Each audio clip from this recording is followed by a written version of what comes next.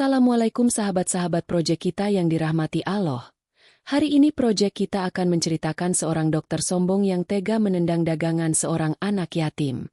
Namun sebelumnya saya sarankan untuk menuliskan sholawat Nabi Muhammad agar kelak sholawat ini menjadi saksi untuk mendapat syafaat di akhirat. Like dan subscribe ke channel ini sangat membantu menyebarkan dakwah Islam dan menjadi amal jariah. Pagi itu, kabut tipis masih menyelimuti desa Sidorejo. Udara dingin menyusup masuk ke sela-sela anyaman bambu rumah-rumah warga. Di salah satu sudut desa yang sepi, terdengar langkah kecil seorang bocah laki-laki yang membawa tampah kecil penuh onde-onde. Bocah itu bernama Rasid. Usianya baru 11 tahun, tubuhnya kurus, namun sorot matanya menyimpan ketabahan yang tak biasa. Ia berjalan pelan melewati jalan setapak, menyapa setiap orang yang dijumpainya dengan sopan. "Bu, beli onde-ondenya, Bu. Masih anget," ucapnya dengan suara pelan sambil tersenyum. Onde-onde itu dibuat oleh neneknya sejak sebelum subuh. Rasid menjajakannya setiap pagi, lalu baru berangkat ke sekolah setelah semuanya habis. Ia selalu memulai rutenya dari ganggang kecil hingga berhenti di depan bangunan yang paling besar di desa itu, puskesmas. Di sanalah tempat banyak orang berkumpul. Ibu-ibu hamil, lansia, anak-anak, semuanya datang untuk berobat.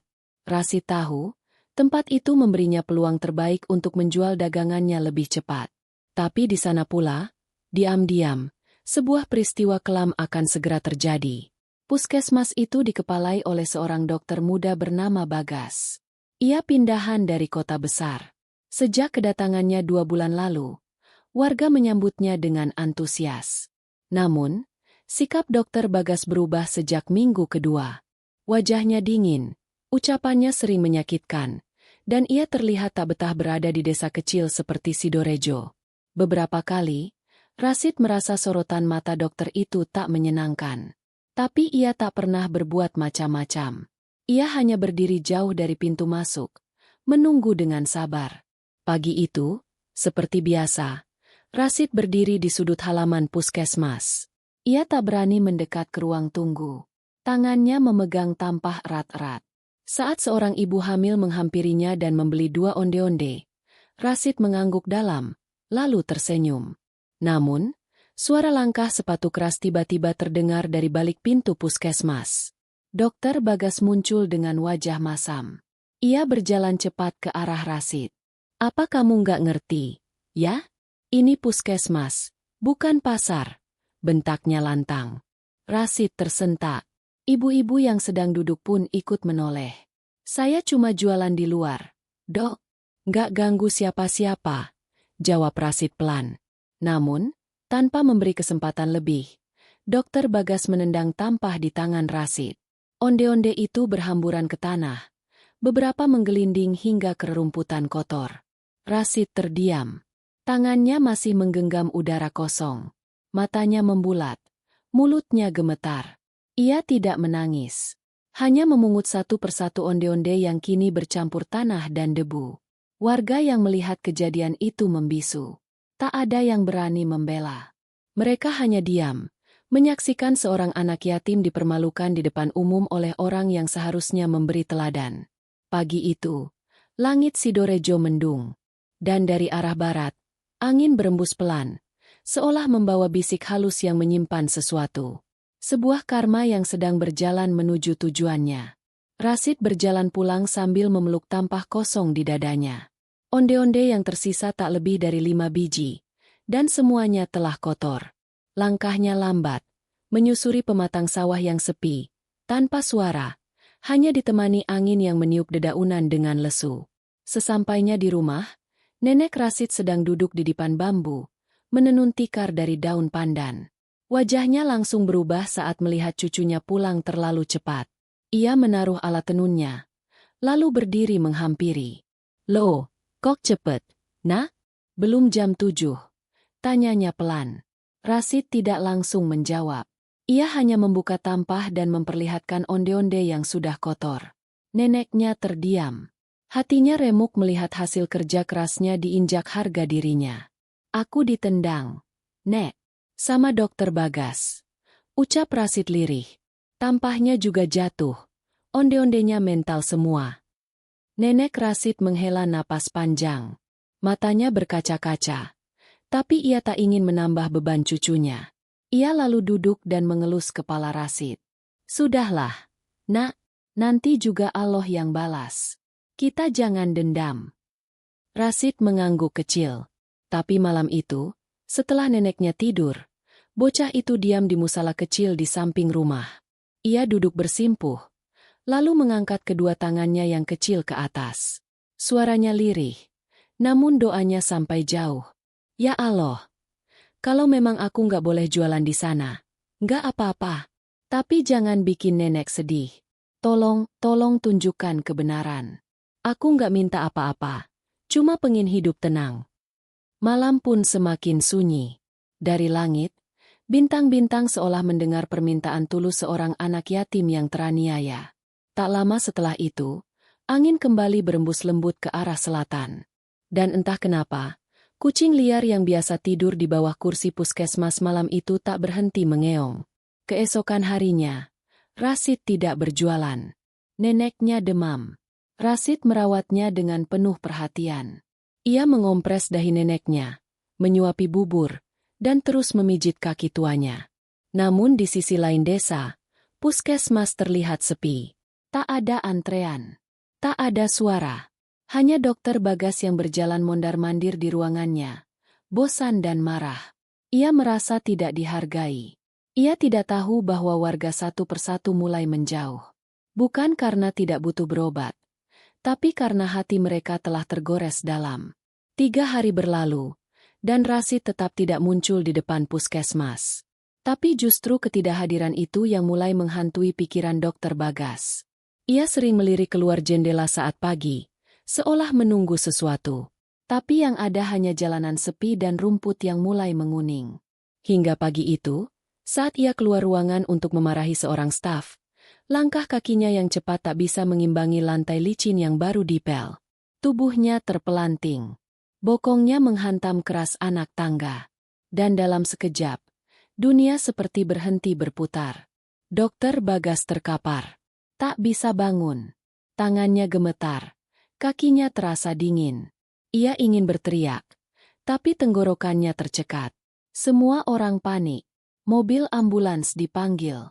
Ia dibawa ke rumah sakit kabupaten. Namun di dalam ambulans itu, dalam diamnya, Dokter Bagas mulai merasa ada sesuatu yang tak beres dengan tubuhnya.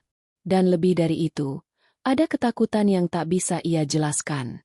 Seolah ia sedang ditagih sesuatu yang dulu ia anggap sepele. Cahaya putih menyilaukan menembus kaca jendela rumah sakit kabupaten.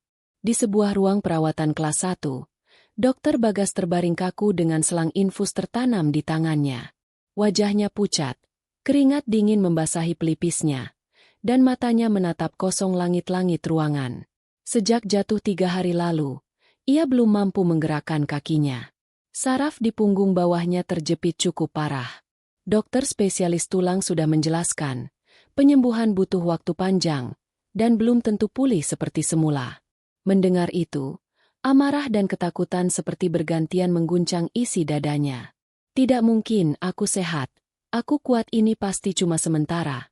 Gumamnya, nyaris seperti orang linglung. Hari-hari pun berganti. Perawat masuk hanya untuk mengganti infus dan membersihkan tubuhnya. Rekan sejawat dari kota datang menjenguk. Tapi tak satu pun yang bisa memberi harapan pasti.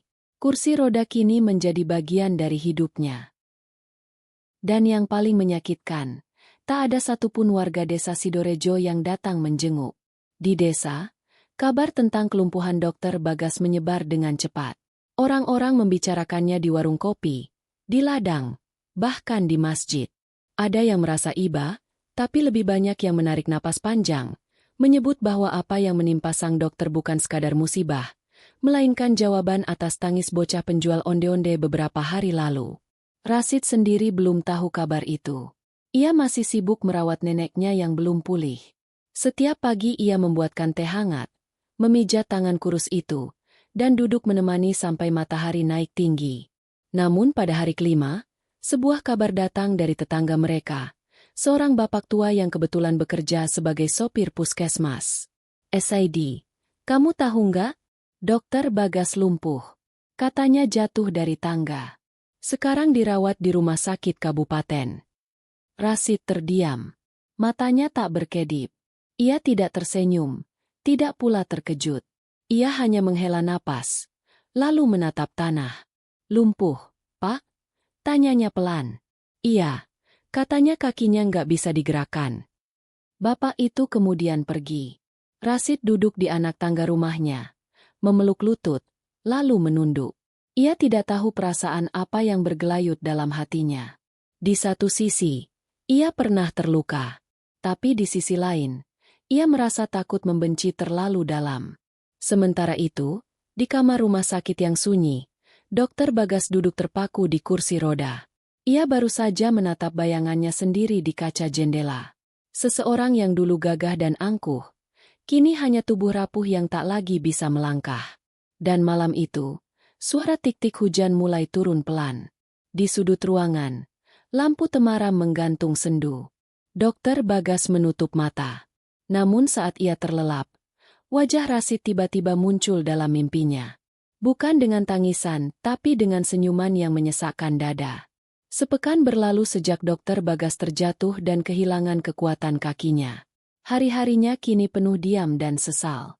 Setiap pagi, seorang perawat membantunya duduk di kursi roda, mengganti bajunya, lalu mendorongnya mengelilingi lorong rumah sakit yang sunyi. Namun tak satu pun dari wajah yang ditemuinya tampak akrab.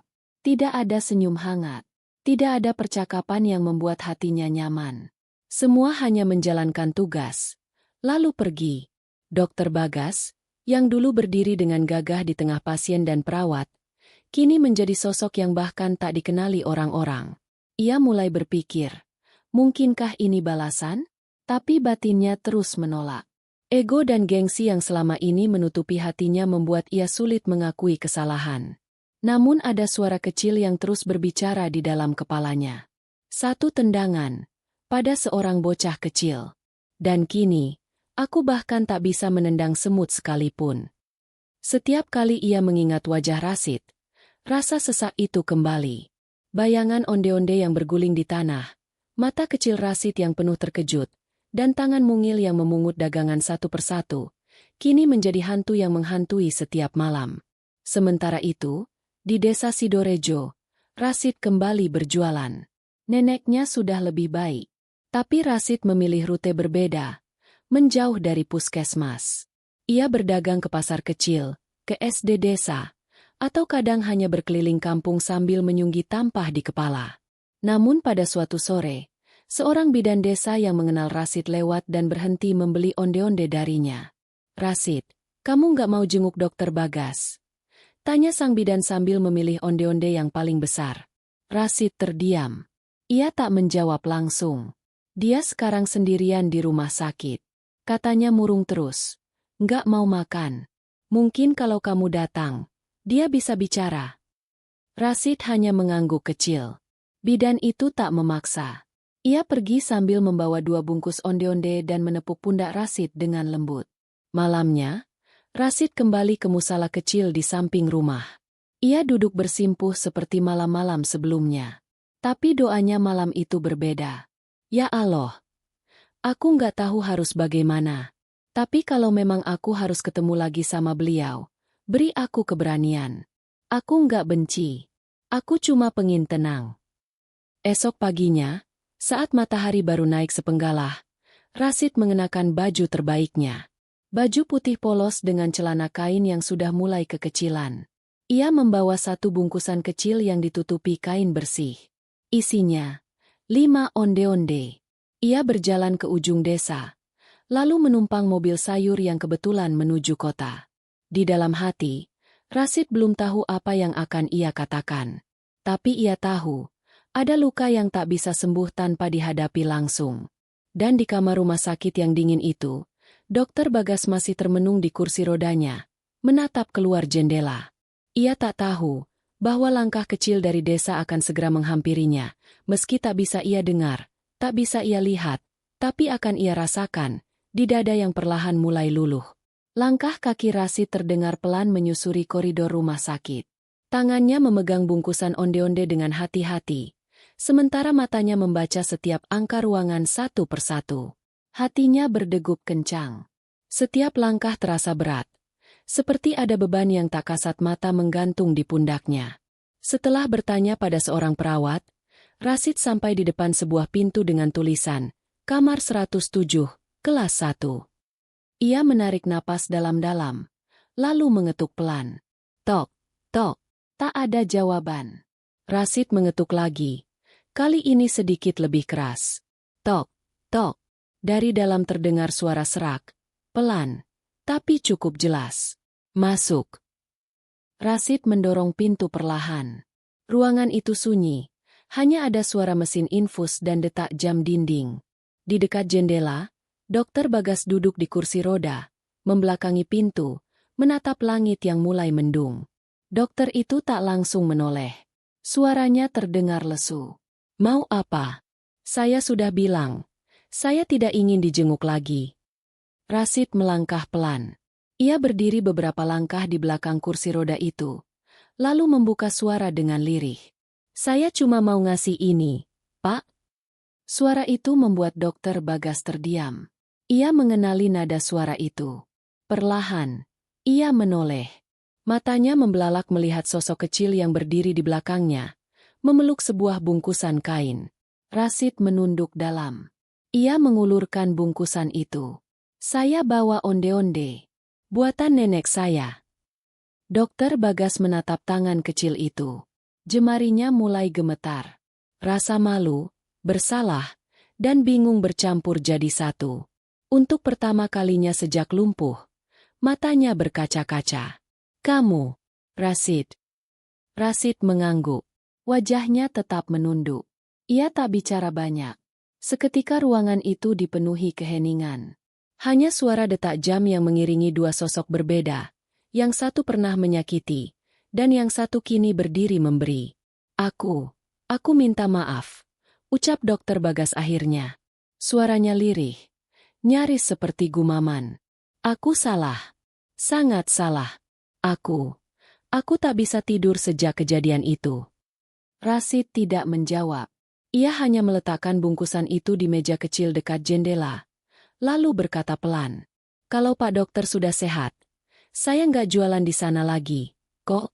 Saya dagang ke tempat lain. Tapi, saya nggak marah. Kata-kata itu seperti petir yang menyambar diam-diam. Dokter Bagas menunduk, lalu menutup wajahnya dengan kedua tangan. Ia tak menangis, tapi tubuhnya bergetar.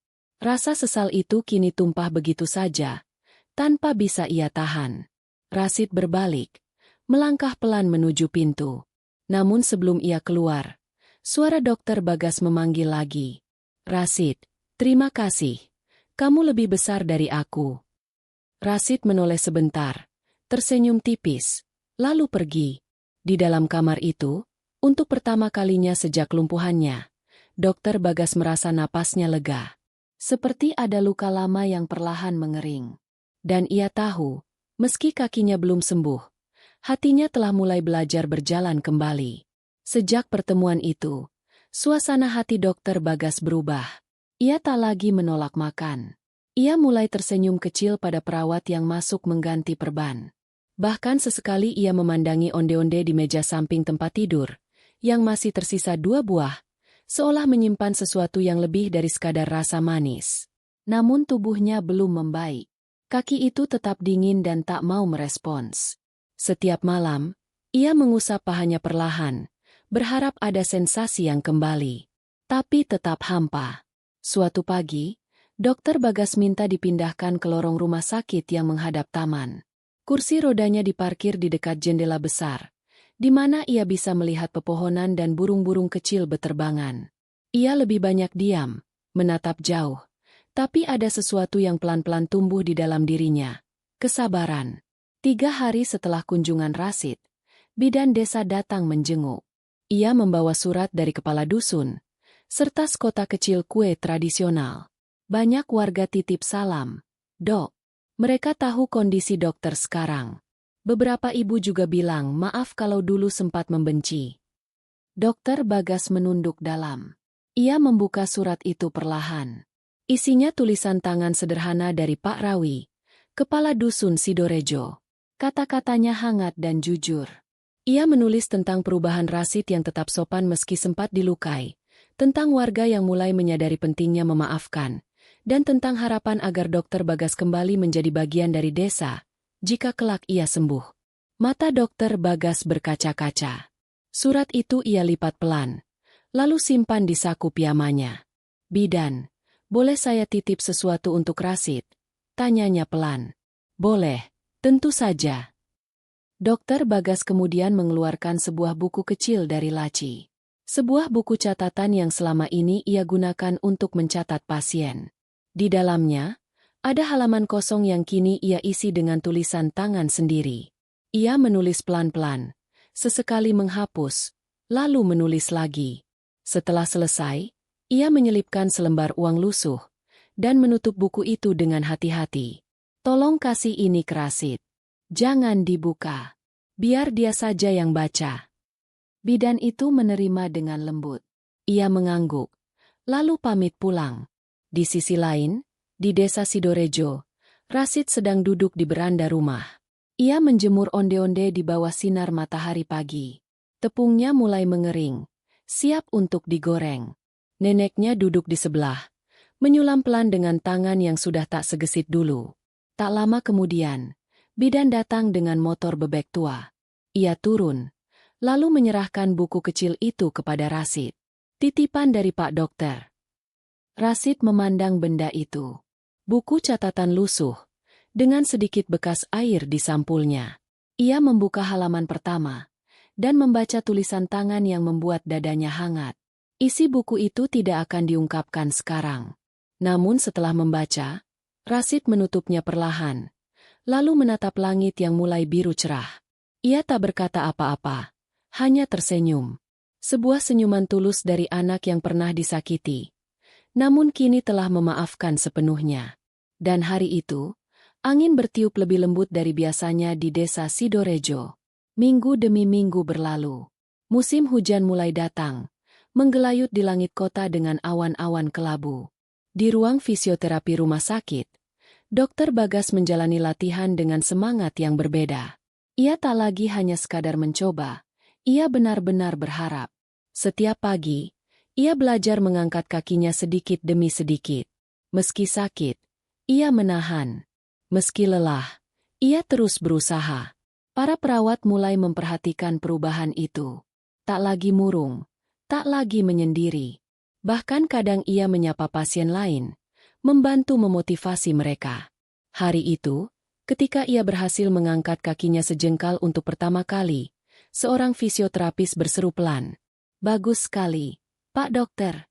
Ini perkembangan besar." Dokter Bagas hanya mengangguk, tapi matanya berkaca. Ia tahu, ini bukan semata hasil dari tenaga medis.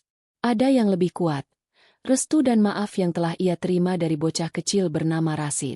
Suatu siang, ia menerima tamu yang tak disangka.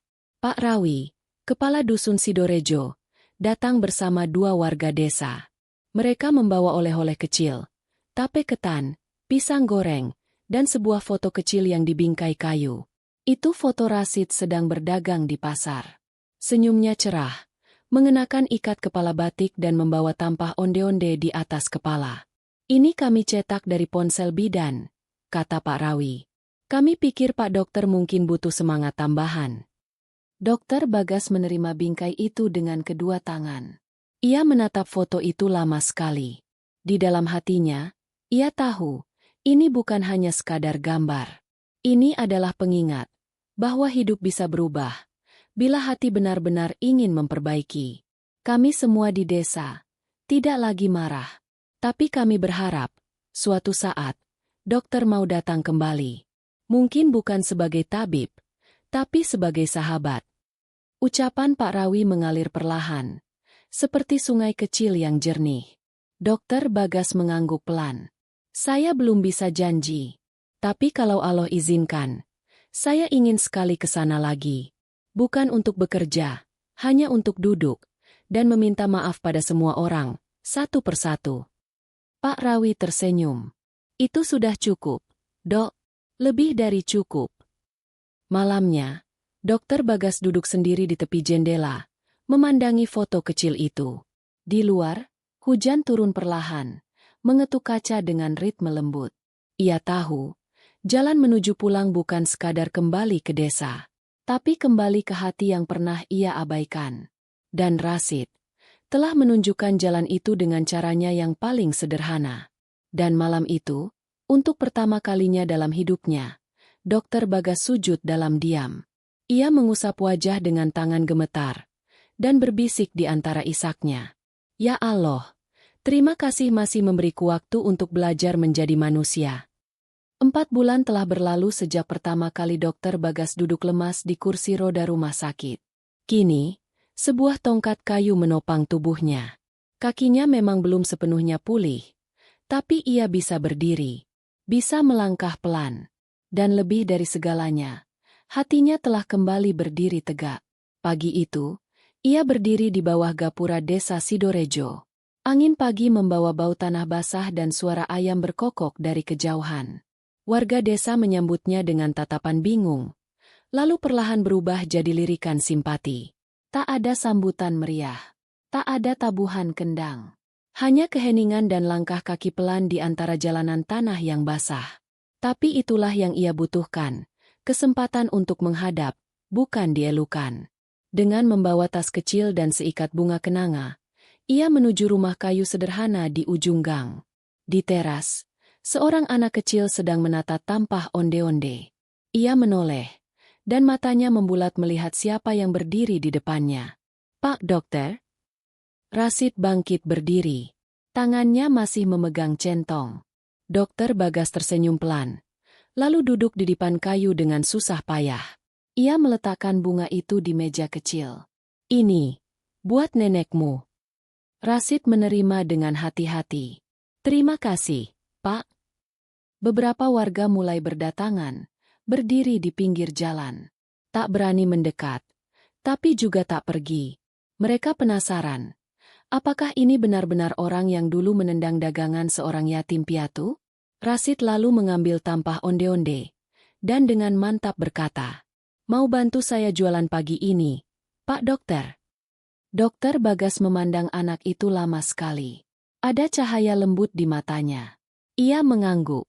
"Boleh, tapi saya nggak jago teriak-teriak." Rashid tertawa kecil. "Saya juga nggak. Tapi kita bisa jalan pelan-pelan aja, dari rumah ke rumah." Dan begitulah, dua sosok yang dulu berada di dua dunia berbeda, seorang anak yatim dan seorang mantan dokter sombong, kini melangkah berdampingan. Menyusuri gang kecil desa, membawa onde-onde dalam tampah anyaman, dan sesekali menyapa warga yang mereka lewati. Beberapa warga masih ragu, tapi melihat dua orang itu berjalan bersama, membawa dagangan dan senyum yang sama, perlahan hati mereka mulai luluh. Di pasar kecil, di sudut yang dulu penuh dengan tawa anak-anak dan aroma gorengan, Dokter Bagas duduk bersila, memegang satu onde-onde di tangan. "Enak banget," gumamnya. Rashid hanya tersenyum. Ia tahu, mungkin bukan onde-ondenya yang berubah rasa, tapi hati orang yang memakannya. Dan pagi itu, di bawah langit mendung yang bersahabat, karma pun luruh perlahan. Bukan dengan tangis, bukan dengan dendam, tapi dengan maaf, dan sepotong onde-onde hangat yang dibagi bersama. Cerita tentang Dokter Bagas dan Rashid membawa banyak pelajaran hidup yang sangat berharga. Di balik kisah seorang dokter yang sempat berlaku kasar kepada anak yatim dan kemudian menerima akibat karmanya, kita belajar tentang kekuatan maaf, keikhlasan, serta pentingnya introspeksi diri. Berikut ini adalah beberapa hikmah utama yang dapat kita ambil, dilengkapi dengan ayat-ayat Al-Quran yang menjadi peneguh dan sumber inspirasi. 1. Keadilan ilahi dan karma. Cerita ini mengajarkan kita bahwa tidak ada perbuatan yang luput dari pengawasan Allah. Setiap tindakan, baik atau buruk, akan kembali kepada pelakunya. Dokter Bagas yang tega menendang dagangan Rashid harus menerima balasan berupa lumpuh. Ini bukan sekadar kebetulan, tapi pelajaran dari keadilan ilahi. Dalam Al-Quran, Allah berfirman, "Dan janganlah kamu mengira bahwa Allah lalai terhadap apa yang dilakukan oleh orang-orang zalim." Sesungguhnya Dia hanya menangguhkan mereka sampai waktu tertentu. Quran Surat Ibrahim 42. Ayat ini mengingatkan kita bahwa Allah Maha mengetahui setiap perbuatan manusia. Meskipun kadang tampak seolah-olah orang jahat bebas berbuat sesuka hati, sesungguhnya balasan akan datang pada waktunya yang tepat. 2. Kekuatan memaafkan dan menghapus dosa. Rasid yang walau pernah disakiti tetap memilih memaafkan. Dokter Bagas menunjukkan betapa besar hati dan kesabaran anak yatim itu. Sikap memaafkan adalah salah satu sifat mulia yang diajarkan dalam Islam, yang dapat membersihkan hati dan membawa kedamaian. Allah berfirman, "Dan balasan suatu kejahatan adalah kejahatan yang setimpal, tetapi barang siapa memaafkan dan mengadakan perbaikan, maka pahalanya atas tanggungan Allah. Sesungguhnya Dia tidak menyukai orang-orang zalim." Quran Surat Asy-Syura 40. Ayat ini mengajarkan bahwa memaafkan bukan hanya melepas dendam, tetapi juga mendapat pahala yang besar dari Allah. Sikap pemaaf membawa pelaku dan yang dimaafkan pada jalan kebaikan dan mendatangkan rahmat. 3. Pentingnya introspeksi dan perbaikan diri. Kisah Dokter Bagas yang sadar dan menyesal atas kesalahannya menegaskan bahwa setiap manusia berhak untuk berubah dan memperbaiki diri. Lumpuhnya Dokter Bagas bukan hanya sebagai hukuman, tetapi juga sebagai kesempatan untuk merenung dan kembali ke jalan yang benar. Dalam Al-Quran, Allah berfirman, "Sesungguhnya Allah tidak akan mengubah keadaan suatu kaum sehingga mereka mengubah keadaan yang ada pada diri mereka sendiri." Quran Surat Ar-Ra'd 11. Ayat ini mengingatkan kita bahwa perubahan positif harus dimulai dari diri sendiri. Kesadaran akan kesalahan dan usaha memperbaiki diri adalah kunci untuk meraih rahmat dan kebaikan. 4. Menghargai anak yatim dan menjaga hati mereka. Dalam cerita ini, Rasid adalah seorang anak yatim yang berjuang keras demi kehidupan sederhana. Islam sangat menekankan penghormatan dan perhatian kepada anak yatim. Memperlakukan mereka dengan baik adalah bentuk ketaatan dan penghambaan kepada Allah. Firman Allah, "Dan peliharalah dirimu dan keluargamu dari api neraka yang bahan bakarnya adalah manusia dan batu. Penjaganya malaikat-malaikat yang kasar, yang keras, yang tidak mendurhakai Allah terhadap apa yang diperintahkannya dan selalu mengerjakan apa yang diperintahkan." Quran Surat At-Tahrim 6.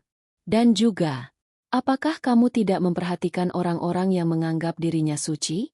Sebenarnya merekalah orang-orang yang menganiaya anak yatim. Quran Surat Al-Maun 1-2. Ayat-ayat ini memperingatkan pentingnya menjaga anak yatim dari perlakuan buruk. Karena itu, perlakuan buruk kepada anak yatim bukan hanya salah secara moral, tetapi juga mendapat kecaman dari Al-Quran. 5. Hikmah kesabaran dan doa dalam menghadapi ujian. Dokter Bagas menjalani masa sulit dengan lumpuh yang menimpanya. Namun, dalam cerita ini ia belajar untuk bersabar dan berdoa. Kesabaran adalah salah satu tanda orang yang beriman dan menjadi kunci untuk melewati ujian hidup. Dalam Al-Quran, Allah berfirman, "Hai orang-orang yang beriman, mohonlah pertolongan dengan sabar dan solat. Sesungguhnya Allah beserta orang-orang yang sabar." Quran Surat Al-Baqarah 153. Kesabaran yang tulus akan membuka jalan menuju pertolongan dan rahmat Allah. Ujian hidup adalah kesempatan bagi setiap muslim untuk meningkatkan kualitas iman dan ketakwaannya. 6. Perbaikan hubungan dengan sesama dan kekuatan komunitas. Akhir cerita menggambarkan bagaimana Dokter Bagas dan Rasid kembali bersama di desa, membangun kembali hubungan yang dulu retak. Hal ini mencerminkan pentingnya menjaga ukhuwah, persaudaraan, dan saling membantu dalam kehidupan bermasyarakat. Firman Allah, "Dan tolong-menolonglah kamu dalam mengerjakan kebajikan dan takwa, dan jangan tolong-menolong dalam berbuat dosa dan permusuhan." Quran Surat Al-Maidah 2. Dalam hidup, hubungan sosial yang baik adalah sumber kekuatan dan keberkahan. Memaafkan dan saling membantu akan membawa kedamaian serta kemajuan bersama.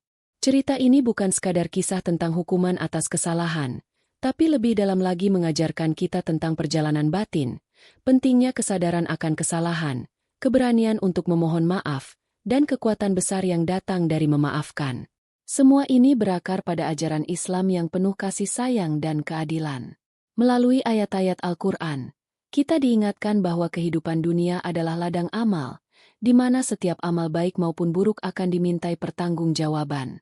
Kisah ini juga mengajarkan bahwa tidak ada kata terlambat untuk berubah.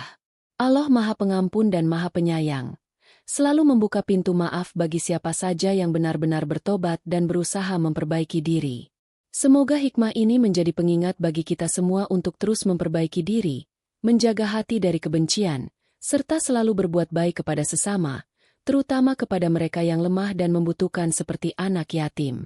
Cerita ini adalah sebuah kisah fiktif yang dibuat seolah nyata, dengan tujuan untuk mengambil hikmah dan pelajaran berharga bagi kita semua. Semoga kisah ini bisa menginspirasi dan mengingatkan kita akan pentingnya sikap saling menghargai, memaafkan, dan introspeksi diri. Terima kasih telah mendengarkan cerita ini sampai selesai. Jika kamu merasa terinspirasi dan menyukai cerita ini, jangan lupa untuk memberikan komentar, like, dan subscribe agar aku bisa terus membagikan kisah-kisah bermakna lainnya. Semoga Allah selalu memberkahi langkah kita semua.